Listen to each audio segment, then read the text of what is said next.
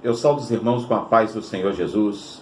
Eu convido os irmãos nesta manhã de domingo a curvarem as vossas cabeças para que nós possamos fazer uma oração ao Paracleto.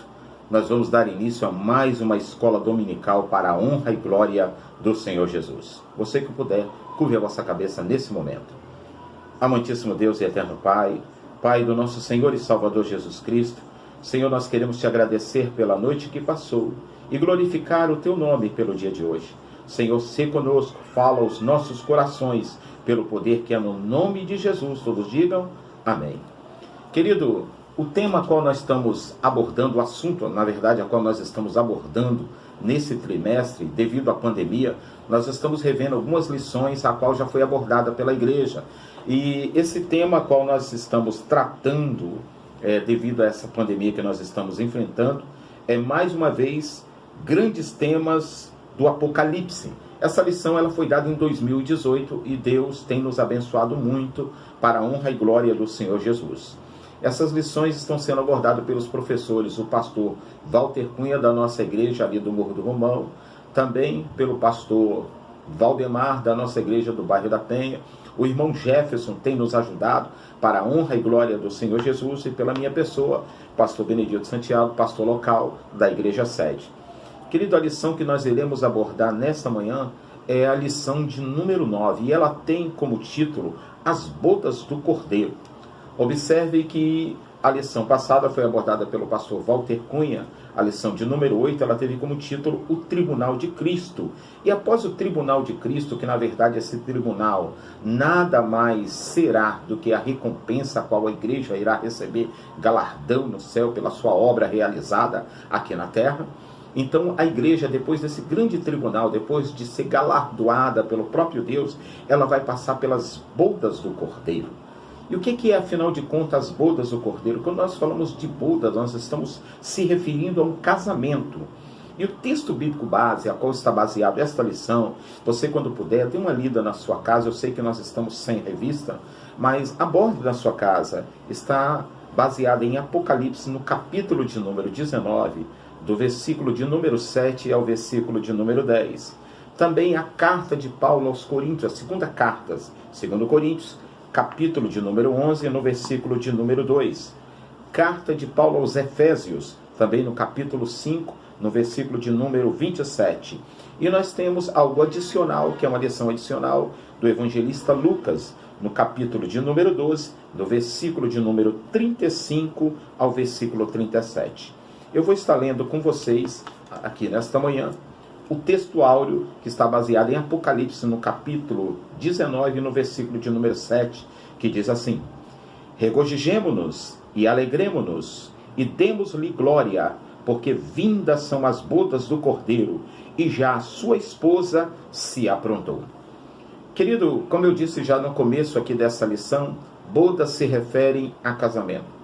A igreja recebeu o galardão e agora a igreja vai passar por aquilo que é uma grande promessa da igreja, a qual a igreja está aguardando ansiosamente, que vai ser as bodas do Cordeiro, o casamento entre a igreja e o nosso Cristo. E o objetivo dessa lição, nesta manhã, é compreender biblicamente que a igreja é a noiva de Cristo. Então nós vamos definir bem isso. Pastor, se vai haver um casamento, quem é a noiva? A noiva é a igreja. A noiva sou eu e a noiva é você. Olhe para alguém que está aí do teu lado, talvez está assistindo nessa manhã, participando dessa escola dominical, e diga para esse homem, diga para essa mulher, diga para essa criança, diga: a noiva somos nós. Nós somos a noiva do Cordeiro. E o segundo objetivo é identificar que, de acordo com a concepção bíblica, as características de uma noiva que espera a chegada do noivo. O outro objetivo é descrever o amor do noivo e da noiva, cujo clímax se dará na glória, no maior casamento de todos os tempos. Comentário e palavra introdutória diz assim: Deus criou o homem e a mulher com suas próprias mãos, como pessoas adultas. Então, os homens foram criados adultos. Não houve, quando Deus criou o homem, todas as coisas foram criadas, está no princípio, que é o livro de Gênesis, através do poder da palavra do nosso Deus. haja, e as coisas foram se formando através do poder de Deus, através da autoridade do próprio Deus. Mas com o homem foi diferente. Deus modelou o homem com as suas próprias mãos. E Deus criou o homem e a mulher com as suas próprias mãos como pessoas adultas, já crescidas. Não vieram bebezinhos, já eram adultos, tá? E uniu-os em santo matrimônio. Porque o tema abordado aqui justamente é um casamento, querido. E nós vamos estar fazendo aqui, querido, utilizando de metáforas para que nós possamos comparar um casamento terreno e também um casamento judaico e o grande casamento que irá acontecer com a noiva do Cordeiro quando nós estivermos nas regiões celestiais. No final dos tempos, após o tribunal de Cristo, como eu disse com vocês, Deus celebrará outra união. Por quê outra união? Porque a primeira união foi realizada no jardim do Éden. Estão lembrados? Quando Deus criou um homem e ali ele tirou do homem a sua costela, a sua disjuntora. E Deus abençoou aquele matrimônio, foi o próprio Deus. Eu quero que você preste bem atenção que o matrimônio não foi algo criado pelo homem. A família é uma instituição divina, criada por Deus. Foi Deus que criou a família. E foi Deus que instituiu o casamento. Ele mesmo realizou esse casamento no Jardim do Éden. Está na Bíblia, dê uma lida, Gênesis capítulo 2, no versículo 24. Deus abençoou o homem e abençoou a mulher, para que eles pudessem ter filhos. Tá? Outra coisa que nós queremos abordar aqui nesta manhã são as características do casamento judaico. Como eu disse, vamos fazer um paralelo, uma metáfora sobre isso. No casamento judaico, era uma ocasião de grande júbilo familiar. Os nubentes usavam trajes especiais neste dia. E quem eram os nubentes? Eram os noivos que iriam casar. Os trajes eram especiais. A noiva usava um fino vestido em geral, adornado com joias e outros ornamentos, e um véu que era removido no aposento nupcial. O noivo, por sua vez, geralmente trazava roupas finas e um diadema. Pastor, o que é esse diadema que o noivo usava? Diadema está em Cantares, no capítulo 3, você pode dar uma lida lá, no versículo 11, Cantares de Salomão. Esse diadema era uma coroa que o rei usava. Quando Salomão ele foi consagrado, ele foi ungido, consagrado rei, a sua própria mãe, Batseba, ela colocou sobre ele um diadema, que é uma coroa. Observe que na vinda de Jesus Cristo, quando ele voltar em glória, vai estar com ele vários diademas, várias coroas com ele. E nós, a igreja do Cordeiro, que já passou pelo tribunal de Cristo, e esse tribunal é para recompensa, também receberá a sua coroa. Fala para uma pessoa que está do teu lado nessa manhã, tem uma coroa preparada para você. Está reservado para você, e você não pode abrir mão disso. Dessa esperança que um casamento irá acontecer entre a igreja e o noivo, que é Jesus Cristo, nosso Senhor e Salvador. Então aqui as características do casamento judaico, que é uma comparação entre o casamento terreno e o casamento com Cristo que irá se realizar, isso nos chama muita atenção para nós. Observe que os nubentes usavam trajes especiais nesse dia, e nós vamos tratar mais um pouco sobre esses trajes especiais. Não era qualquer roupa que tinha que ter, era uma veste de santidade, pura e imaculada, e nós vamos ver isso. A noiva usava um fino vestido, em geral adornado com joias e ornamentos. Leia Salmo de número 45, no versículo 14 e o versículo 15. Por favor, quando você estiver na sua casa, leia em nome de Jesus Cristo, tá? E usava também um véu. Por que a noiva usava um véu? Era um véu que era removido somente no aposento nupcial. Depois que eles se casavam, retiravam o véu. Por quê? Porque aquele véu guardava a noiva, dizia que ela era pura, imaculada, e ela não podia se apresentar para qualquer um, somente para o esposo. Ela só podia retirar aquele véu para o seu marido, para o esposo. Tem vários significados, na verdade, o véu. Paulo, inclusive, ele vai falar sobre o véu à igreja de Coríntios. Se você fizer uma abordagem do véu à igreja de Coríntios, Paulo vai estar explicando o povo porque era necessário que a mulher usasse o véu naquela igreja, porque estava distinguindo o povo daquela época, pessoas que viviam em santidade verdadeiramente com o nosso Deus. Então vamos lá. 1.1. Procedimento do jovem pretendente. Vamos ver, vamos fazer esse paralelo entre alguém que quer se casar, é para você, meu irmão, minha irmã, que está aí orando a Deus, né? A minha irmãzinha, meu irmão, pedindo a Deus aí o pretendente. Então vamos ver o procedimento do jovem pretendente a se casar. Primeiro, segundo a tradição hebraica, na maior parte das vezes, o pai dizia ao seu filho com qual moça ela deveria se casar. Então escute bem, o pai escolhia quem seria a noiva deste filho. De outra parte, o jovem teria, a jovem teria um marido escolhido por seu pai. Está em 1 Samuel, no capítulo 18, do versículo 17 ao versículo 18. Essa abordagem de 1 Samuel aqui está trazendo para nós justamente quando Saul, ele escolheu a sua filha, escolheu Davi para ser marido da sua filha. Mas nessa abordagem aqui nós não vamos entrar muito dentro desse contexto de 1 Samuel no capítulo 18 e do versículo 17 ao 28, porque atrás de todo esse contexto, mesmo Saul escolhendo Davi para que fosse esposo de uma das suas filhas, o contexto em si está mostrando aqui que Saul ele queria não que Davi fosse esposo das suas filhas, mas através de um dote que nós vamos ver lá na frente, que era uma armadilha para poder matar o próprio rei Davi. Muito bem, o pai então tinha esse direito, ele escolhia, mas em outras ocasiões, no entanto, o rapaz poderia contrair matrimônio com a moça, por quem se interessasse. Está em Juízes, no capítulo 14, no versículo 1 ao versículo 3. A partir de então, a proposta de casamento era feita por um contrato legal e verdadeiro, no qual se estabelecia os termos de acordo.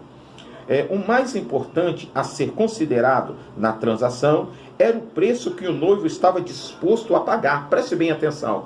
Existia um dote, existia um preço para desposar aquela noiva em particular. Está em Gênesis capítulo 34, versículo 12. Nós vamos abordar um pouco de Juízes 14, do 1 ao 3 também.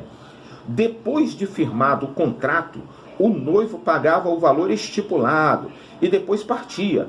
Historiadores informam que o noivo deveria fazer um breve discurso à noiva, dizendo: eu vou preparar lugar para você. Está em João 14, versículo 2. De volta à casa de seus pais, o noivo deveria construir para a noiva uma câmara nupcial, na qual passariam a lua de mel.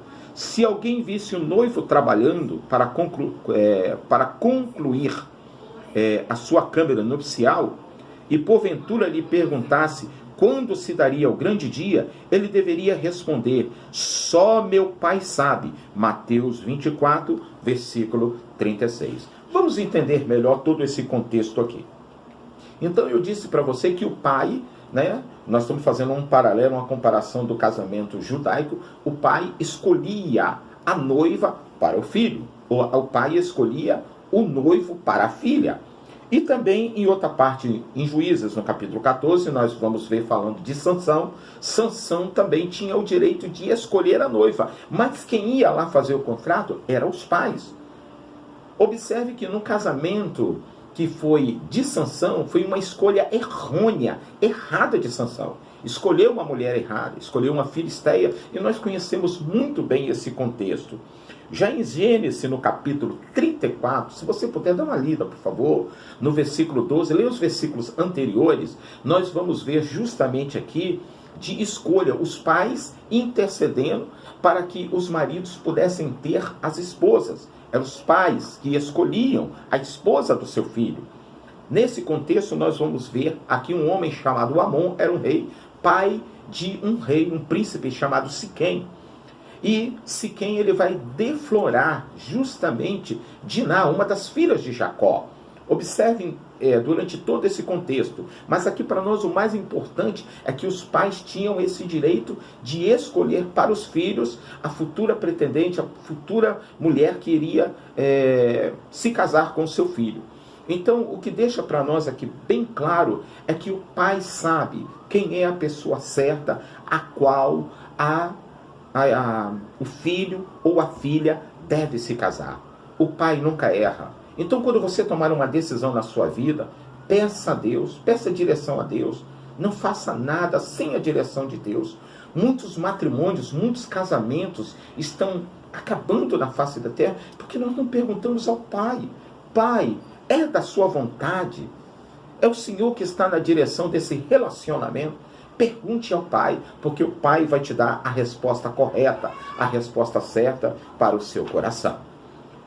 Depois de firmado o contrato, como eu falei, o noivo pagava o valor. E é isso que era um dote. Isso aqui é muito importante, que é uma forma, sombra de figuras para nós. Por quê? Porque um dote, vocês estão lembrados que quando Abraão, ele procurou uma esposa para Isaac, ele mandou justamente o seu servo e entre a sua parentela.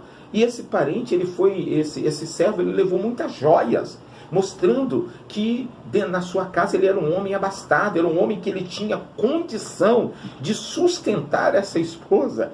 E isso é muito importante para nós. Observe que as nossas escolhas, você deve escolher alguém que tem condição de te sustentar. Alguém que tem os mesmos sonhos que você e os mesmos projetos. Observe que Abraão, ele diz, nós estamos falando de uma tipologia. Abraão disse, não vai à terra dos filisteus, não vai à terra de ninguém que não tenha compromisso com meu Deus. Então, antes de você escolher qualquer pretendente, procure saber se esse pretendente ou se essa pretendente, ela tem compromisso com Deus. Se verdadeiramente tem compromisso com Deus, ou se é capa de cordeiro. Então procure saber verdadeiramente quem é esta pessoa.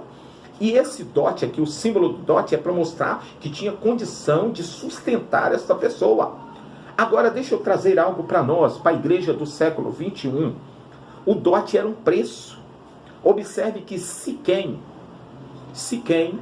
ele vai dizer em Gênesis 34, no versículo 12, que podia aumentar o preço. Aumente o preço do dote. Aumente quanto for o valor que precisar, eu estou pagando. Meu irmão, minha irmã, abra o teu coração nesta manhã. O maior preço foi pago através da cruz do Calvário, através de Jesus Cristo. O sangue do Cordeiro, ele nos comprou, aleluia. E o sangue do Cordeiro espargido na cruz do Calvário. A dívida que era nossa foi paga através do sangue de Jesus. Ele comprou a noiva. A noiva não foi comprada por ouro, nem prata, por coisas perecíveis, não. A noiva que sou eu, a noiva que é você, foi paga pelo sangue do Cordeiro. Então nós temos um dono, nós temos um esposo, e o nome dele é Jesus de Nazaré, e está voltando para nos levar para as bodas do Cordeiro. Deveres da noiva pretendida. Vamos lá, os deveres da noiva, isso é fundamental para nós. Nesse período estamos fazendo analogia de um casamento judaico, tá? Um casamento terreno e trazendo para um casamento espiritual que irá acontecer com a igreja. Nesse período, a noiva era considerada consagrada. O que é consagrada? Ela era separada, tá? E comprada por preço. Ela não poderia retirar o véu, símbolo do seu compromisso. Então o véu era um símbolo de um compromisso que essa noiva tinha. Estão lembrados, meu filho? Então quando o empregado de Abraão foi, nascido na sua casa, e viu a Rebeca, né, a pretendente de Isaac, ela imediatamente cobriu, ela estava com véu. Não, meu véu eu só tiro para o meu esposo. E isso aqui é importante para nós, porque esse véu é um símbolo de santidade, e é assim que a igreja deve ser. Porque no arrebatamento vai subir uma igreja santa, pura, lavada e remida pelo sangue do Cordeiro. E se nós dizemos que nós somos essa igreja, nós devemos andar em santidade, viver em santidade. E viver não é só de uma forma que eu me mostro para a pessoa da minha forma de vestir, mas é minha forma de agir, minha forma de falar, minha forma de se conduzir, tanto na minha casa, na faculdade, na minha igreja, em todos os meus negócios. As pessoas têm que olhar para nós e ver que verdadeiramente existe a santidade de Deus está em nós, para a honra e glória do Senhor Jesus. A noiva estaria obrigada também a esperar pacientemente pelo matrimônio. Olha que coisa interessante. Nesse interim, nesse tempo, além de preparar o enxoval e organizar todas as coisas, até que o noivo viesse buscá-la, a noiva deveria convocar suas irmãs, prestem bem atenção, suas melhores amigas e todos aqueles que seguiriam com ela para as bodas. Observe que essa noiva aqui, que é um casamento terreno, fazendo analogia com o casamento espiritual, trazendo para nós a igreja, porque a igreja é a noiva do Cordeiro, nós estamos compromissados com Cristo. Pastor, de que forma eu estou compromissado com Cristo?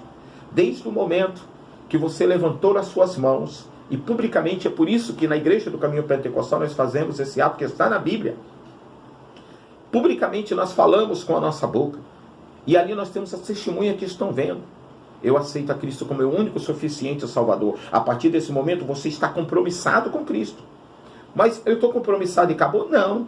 Você tem que aguardar pacientemente. Por quê, pastor? Porque eu não sei o dia nem a hora. Então eu tenho que ter paciência. Mas paciência é ficar sem fazer nada? Não, não é isso. Observe que a paciência está relatada aqui na comparação do casamento judaico, tá? Ela deveria convocar as suas irmãs. E quem são as suas irmãs? São irmãos de igreja, os próprios irmãos da igreja. Alguns que estão fracos, convoca eles. Suas melhores amigas são as pessoas, tá? Aqueles que seguiriam com ela para as bodas. Então a igreja ela tem uma missão. Qual é a missão? Pregar o evangelho a toda criatura. Eu estou compromissado. Então a salvação é só para mim? Não, eu quero a salvação para todos. Eu quero a salvação para os meus filhos. Não desista dos seus filhos. Não desista da sua parentela. Ainda que as coisas pareçam que nada vai dar certo, mas você continua proclamando dentro do teu lar. E o primeiro lugar para você pregar é dentro da sua casa. Nós, como noiva, precisamos continuar pregando esse evangelho. Doa quem doer, doa para nós, dentro do nosso lar. Existe um céu, existe uma eternidade preparado para aqueles que são os fiéis. Mas também para aqueles que não querem compromisso com o meu Senhor e meu Deus. O esposo que virá buscar, infelizmente, tem a morte eterna. E essa verdade nós precisamos proclamar. Segundo a tradição, a noiva deveria ter consigo uma lâmpada com azeite, para o caso de o noivo demorar a chegar, ou para o caso de ele chegar tarde da noite.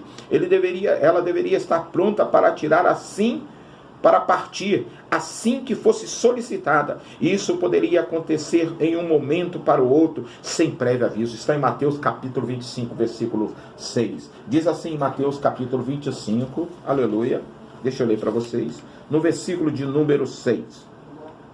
E à meia-noite houve um grito, eis que o noivo vem, saí-lhe ao encontro. Então lembrados, é a parábola das 10 virgens. Então nós devemos estar preparados que a qualquer momento quando nós não esperarmos, o noivo vai voltar. E o símbolo do azeite aqui, nós temos que ter o Espírito Santo de Deus, querido. Porque sem o Espírito Santo não tem condição. Ninguém tem vida sem o Espírito Santo. Precisamos ter o Espírito Santo de Deus nos guiando, nos guardando, nos alumiando, nos clareando aonde a igreja está. Alguém vai ver a sua luz brilhando, a luz do Espírito Santo, a luz de Cristo em você. Porque onde tem alguém que tem a luz de Cristo, o ambiente se transforma. E o ambiente ele tem que mudar para melhor. Aonde tinha luta vai haver paz. Aonde havia trevas vai haver luz. E é isso que a noiva ela deve propiciar para as pessoas. Luz, esperança, salvação em Cristo Jesus, nosso Senhor e Salvador. É chegada a hora das bodas. 1.3. Os amigos do noivo eram obrigados a dar um sinal à noiva quando se aproximasse da casa dela, que poderia ser um grito. Aí vem o esposo, como eu disse em Mateus 25, versículo 6. Ao ouvir o brado, ela saberia que a hora das bodas chegara. Ao se encontrarem os nubentes, entravam na câmara nupcial e trancavam a porta para consumar o casamento. Isso quer dizer que o casamento judaico demorava a comemoração era 7 dias. E é nada do que sombras de figuras para nós. A noiva do Cordeiro ficará 7 anos no céu, na casa do Pai, e depois virá desta vez com seu esposo, e todos conhecerão a mais formosa entre as mulheres. O tópico número 2 fala sobre o amor do noivo e da noiva. Vamos lá. O amor do noivo pela noiva é infinitamente superior ao amor storge. O que é storge? No grego, amizade entre familiares. Não é esse amor. Qual é? Nós vamos pular logo, porque o verdadeiro amor é um amor ágape. Aleluia! Sua futura esposa é um amor divino, é um amor puro. Esse é o verdadeiro amor de Cristo para conosco. Característica do amor do noivo. Vamos lá. O amor do noivo. Amor ágape do noivo. Jesus possui as seguintes características: sacrificial, porque ele entregou-se, deu-se por sua noiva, a igreja. Mais uma característica: incondicional, porque não há qualquer exigência ou cobrança. Intenso, robusto, crescente e edificante. Provedor, porque ele supre as necessidades da noiva em todas as áreas. Purificador, com mensagens extraídas da palavra divina. Eterno, maior do que o tempo, as circunstâncias, a terra e tudo mais. Então, são características do amor do noivo. Agora, a característica do amor da noiva. Vamos lá. O amor da noiva, eleita pelo Cordeiro. O amor da noiva deve ser um amor santo e um amor puro. Deve ser um amor engrandecedor, deve ser um amor paciente, pacífico, equilibrado e seguro, diligente, dinâmico e operante. E deve ser um amor de estar alerta. Por quê? Porque pode ser a qualquer momento que o noivo vai voltar para buscar a sua esposa. E as bodas? A grande festa das bodas. Nenhuma festa ou casamento terreno vai se comparar, pode se comparar ao casamento que acontecerá no céu com a igreja do Cordeiro. E onde tudo isso acontecerá, pastor Benedito? Justamente nas regiões celestiais. Acontecerá na Nova Jerusalém, aleluia, que está preparada, adornada para o encontro com o esposo. E as vestimentas desse casamento devem ser umas vestimentas adequadas para que todos possam participar. As vestimentas nupciais será o traje de todos os participantes escolhidos e convidados para o grande casamento. Essas foram lavadas e alvejadas pelo sangue do Cordeiro. Está em Apocalipse, no capítulo 7, no versículo 14. E Apocalipse, capítulo 22, versículo 14 também. O vestido da noiva são os atos de justiça. Então esse vestido simboliza atos de justiça, representado como linho fino, puro e resplandecente. Como na parábola do grande rei, que celebra as bodas do seu filho. Está em Mateus capítulo 22, do versículo 1 ao versículo 12. Aqueles que não estiverem devidamente trajados, seguindo as exigências do evento, serão reconhecidos, confrontados e punidos. Ou seja, nós devemos estar, meu filho, com a veste santa diante de Deus. Como está a sua veste santa para receber o noivo? Como que nós estamos andando aqui nesse mundo verdadeiramente?